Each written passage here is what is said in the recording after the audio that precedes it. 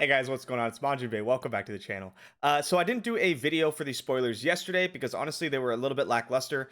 So I'm gonna be wrapping yesterday's and today's spoilers all into one video. We got Kaisa previously, which was incredibly exciting, and we did get a little bit of leaks on what's coming. I think tomorrow. That's also really exciting. So today and yesterday, kind of a bit of filler. I figured 2 days of filler in one video is better than two separate small videos. So here we go. Let's just jump right in. Yesterday, we got quite a few other husks. I'm not going to spend a long time on them because we don't really know what they are yet. You can't actually play them in your main deck. They don't have a rarity symbol, and that means they're tokens or they're created by other cards. We think currently that they're created by Evelyn and possibly her followers. It's going to be really interesting to see kind of how they work into her game plan. They have kind of an interesting thing. They all do the same thing. When you play an ally, kill me to grant it my stats and positive keywords, and they all have one keyword. Obviously, some keywords are better than others. Not all keywords are born equal. Challenger, elusive, even tough is like way better than fury and regen and things like that. I imagine they'll be randomed, or it will have some way to influence it or something. I don't think you're just gonna get to pick like, oh yeah, I only want fading husk, right? Because that would just be like what you would choose every time. So yeah, those are the husks. I'm not gonna talk about them too much. Let's move on to the most powerful card ever revealed on the planet, Solari Stellacorn. 5 mana Targon, 4/6 Daybreak, heal all allies 3. And if you're not convinced this is the most powerful card ever printed, you're right. This card's terrible. It's so bad. I don't know why it's here. It's not what Daybreak wants. It's not what Daybreak needs. It's not a very good card. It's just bad. It's just a bad card. It is basically unplayable. It doesn't heal your Nexus. It just heals your allies, your allied followers and champions, which is sick. But I already have better cards that do that, especially in Targon. Like, compare this to Raven. It's a 5 mana 4/6. Raven's a 5 mana 5/6. He wins. He turns on your entire archetype, right? Daybreak. And he gives you another card immediately. This is a point lower in power and only heals allies. That's like not even that good of an ability. It's a bad card. I saw this and I was like, oh. So, Stellacorn, 2 thumbs down. Captive Yeti, 6 mana, 5/5, Reputation. I cost 3, Overwhelm Yeti in Noxus. This is actually kind of cool. It's not like a very good card, but I do like seeing Yeti support being moved in other regions a bit, especially Noxus, because Yeti would likely like to be in Freljord Noxus if it got to like choose which other region to get more support in. You get things like Reckoning, you get things like Bloody Business, Reputation support, and Yetis often are 5/5s. So I like the Noxus card. It's fine. It's fine. It's not great. It's not gonna like break the archetype. You're not gonna play it in a bunch of decks, but it's a good card. Kind of. Yeah, I'm excited to see it because of what it represents. More Yeti support and stuff in different regions. I think that's really cool. However, I don't think the actual card itself, Captive Yeti, is very good. Moving on, we have Cracking Ice. 1 mana burst Freljord card. Grant the next enemy Frostbite me at the next round start. So I read this, and then I read it again, and then I read it one more time, because I wasn't certain with the wording whether or not it's just a perma Frostbite, because it says Grant. So that ability is always on that unit, right? It always has Frostbite me at the next round start. And I was like, okay, there's no way that it frostbites every single round start, right? That would be ridiculous. So I think it's just like a little weird wording. I think it has to be Grant because it doesn't last until the next round. Like, anything that has give goes away at round end, and so it can't frostbite on round start. So it has to be Grant. I think it just frostbites on one turn though. Which, if that's the case, it's not very good. If it wasn't the case, if it frostbites every turn, it's like the most busted 1 mana burst card we've ever had in the game, because it just completely locks a card out of the game. So Cracking Ice, frostbites once on the next turn.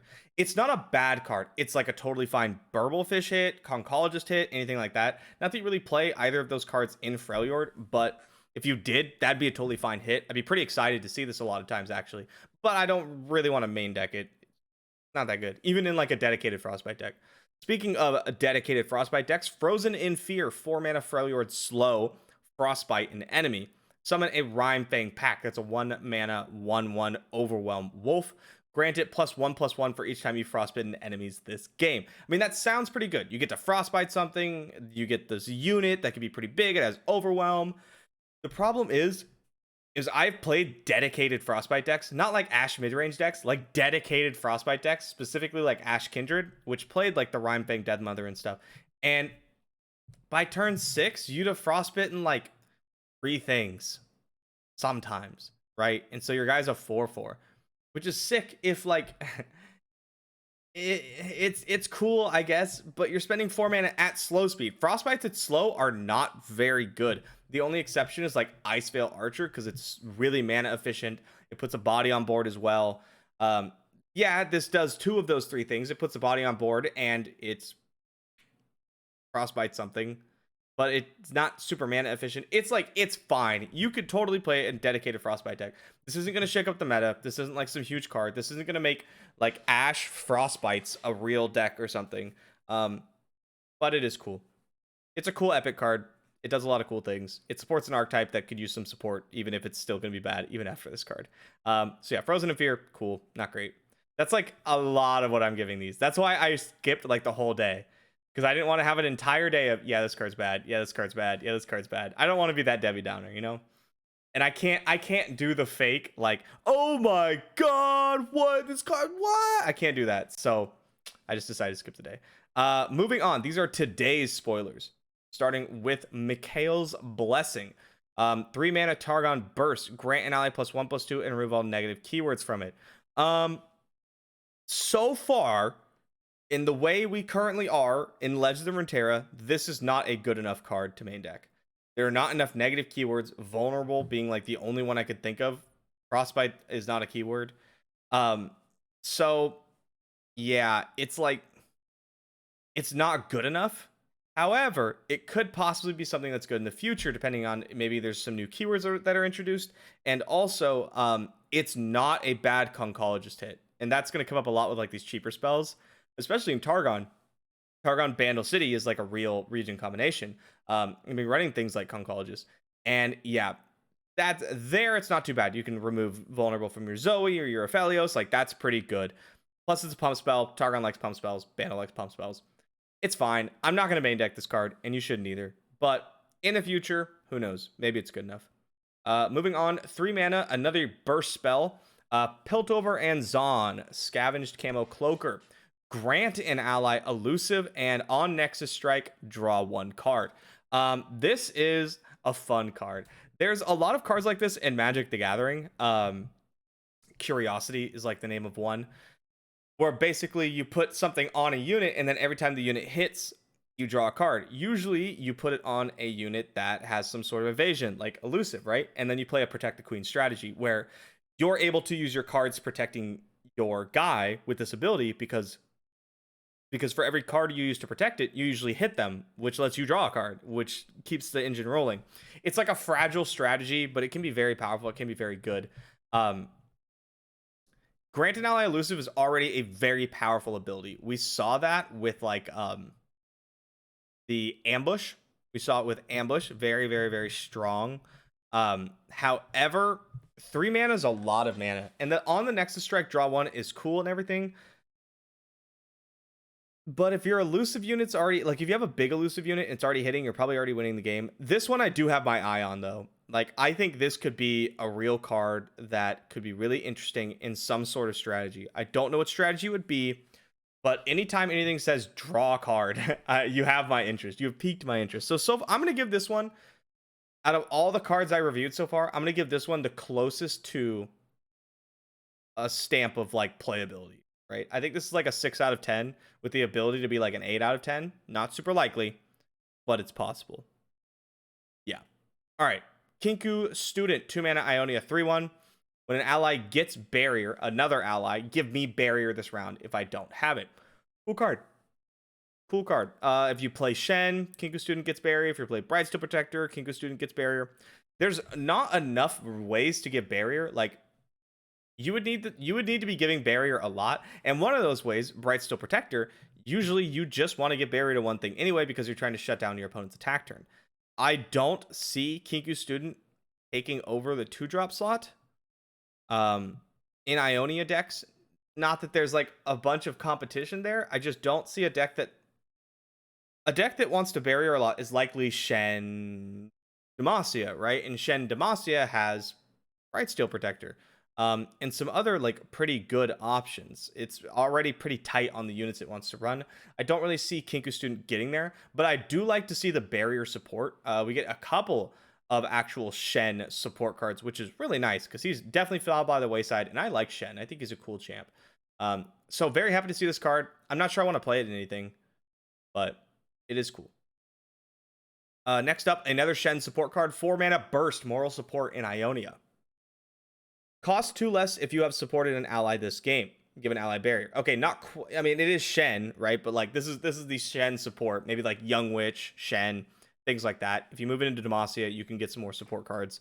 You can also use Esmus, things like that. It's basically what you're hoping to get. The upside is 2 mana barrier at burst. That's cool. That's pretty good. But like, are you really playing this over Spirit's Refuge? I don't think you are. Even if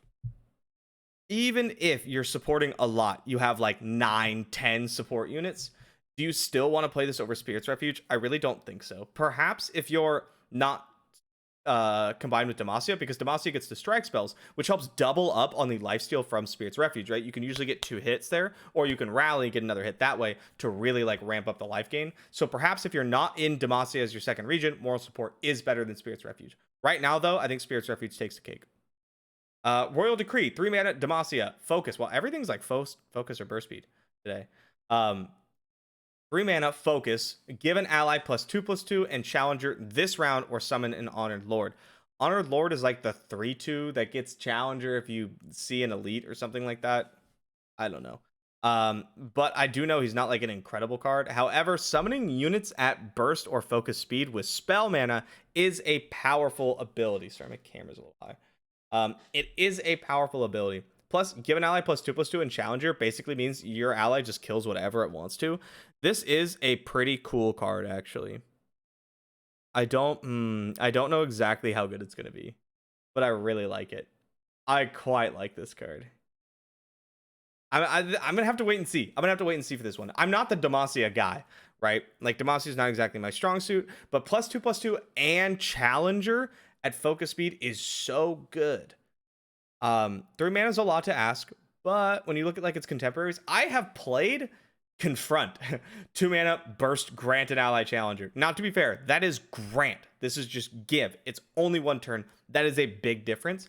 But I've played that card.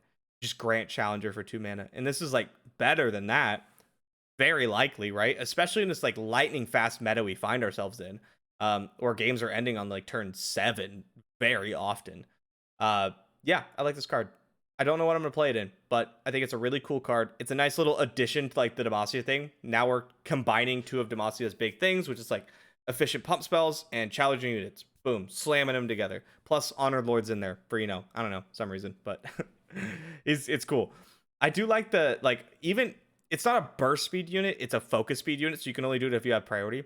But there are a lot of times where like your opponent will cast something and then you get to go focus speed unit. Right? Like you go focus speed out Honored Lord, play another unit, and now you're like 1 action ahead, and that can be really relevant. I would see that a lot with the Auction landmark where you could focus out the 5/2 ephemeral. Pretty strong effect. Yeah, I like to see the little bit of support going to random stuff. The Shen support. This is a cool little Demacia card. This is an interesting card. This, I don't know, might be good in the future. The Yeti and Noxus, some Frostbite support. This card's terrible. Not you. Get out of here. But the rest of it, it's really, really interesting. Just some filler stuff. We get to see probably the big stuff tomorrow, so keep an eye out then. But yeah, really looking forward to it. That is what I got for these reveals. Thank you guys so much for coming. I'll see you next time.